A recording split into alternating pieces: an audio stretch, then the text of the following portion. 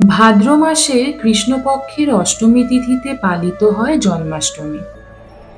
শাস্ত্রীয় বিধিতে বলা হয়েছে এই তিথি রোহিণী নক্ষত্রে জন্ম হয়েছিল শ্রীকৃষ্ণের, যিনি দুষ্টের দমন আর শিষ্টের পালনের মন্ত্রে দীক্ষিত করেছেন তার বহু ভক্তকে। কৃষ্ণের জন্মকাহিনী জীবন নিয়ে উৎসাহের অবকাশ নেই। হিন্দু পুরাণের সবচেয়ে জনপ্রিয় চরিত্র শ্রীকৃষ্ণ। মহাভারত, ভগবদ্গীতা, বৈষ্ণব পদাবলী জুড়ে যার বিচরণ, সেই দেবতার জন্মদিন পালনে তোড়জোড় শুরু হয়ে গিয়েছে। শ্রীকৃষ্ণকে সনাতন ধর্মাবলম্বীরা বলেন ভগবান শ্রীকৃষ্ণ।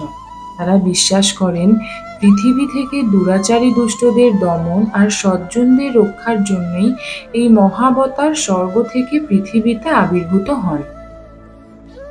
ধর্মগ্রন্থ গীতাও সেই সাক্ষ্য দেয়। হিন্দু পুরাণ মতে ভাদ্র মাসের শুক্লপক্ষের অষ্টম তিথিতে শ্রীকৃষ্ণ জন্ম নেয়। সনাতন ধর্মাবলম্বীদের বিশ্বাস, পাশবিক শক্তি যখন ন্যায়, নীতি, সত্য ও সুন্দরকে গ্রাস করতে উদ্যত হয়েছিল, তখন সেই শক্তিকে দমন করে মানব জাতির কল্যাণ ও ন্যায় নীতি প্রতিষ্ঠার জন্য মহাবতার ভগবান শ্রীকৃষ্ণের আবির্ভাব ঘটে। শাস্ত্রে আছে, কেউ যদি একবার শ্রীকৃষ্ণের এই জন্মাষ্টমী উপবাস পালন করেন, তাহলে তাকে আর এই জড়জগতের জন্ম, মৃত্যু, ব্যাধি, কষ্ট ভোগ করতে হয় না এবং পুনর্জন্ম গ্রহণ করতে হয় না। বিষ্ণুর অবতার কৃষ্ণের জন্মদিন হিসেবে পালিত হয়।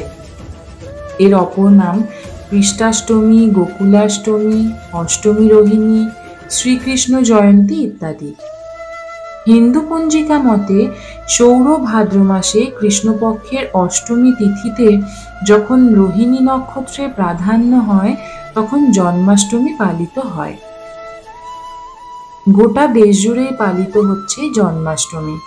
দুষ্টের দমন ও শিষ্টের পালন করতে এই দিনই মর্তে আবির্ভূত হন শ্রীকৃষ্ণ। শ্রীকৃষ্ণের প্রিয় রং হল গোলাপি, লাল, হলুদ এবং ময়ূরকণ্ঠী।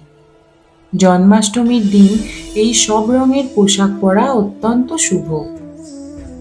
মনে করা হয় মা যশোদা তার ছোট্ট গোপালকে এই সব রঙের পোশাকে সাজাতেই বেশি ভালোবাসতেন।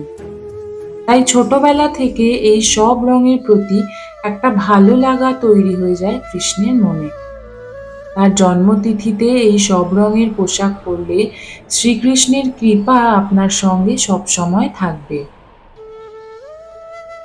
গোপীচন্দন ব্যবহার করতে খুবই ভালোবাসতেন শ্রীকৃষ্ণ। তাই জন্মাষ্টমীর পুজোর দিন গোপীচন্দনের ব্যবহার অবশ্যিকার্য। মনকে শান্ত করতে এই তিলক অত্যন্ত উপযোগী। গোপীচন্দনের তিলক জন্মাষ্টমীর দিন লাগালে টেনশন কমে এবং মানসিক শান্তি লাভ করা যায়। শ্রীকৃষ্ণ হাসনুহানা ফুলের সুগন্ধ অত্যন্ত ভালোবাসতেন। শ্রীকৃষ্ণের শরীর সর্বদা সুগন্ধে ভরে থাকত।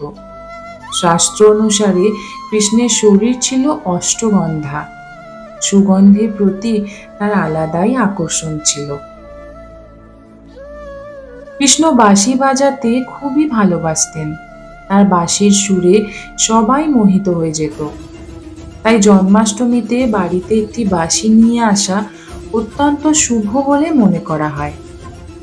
জন্মাষ্টমীতে শ্রীকৃষ্ণকে বাঁশি নিবেদন করলে তার কৃপায় আপনার জীবনের সব সমস্যা দূর হয়ে যাবে।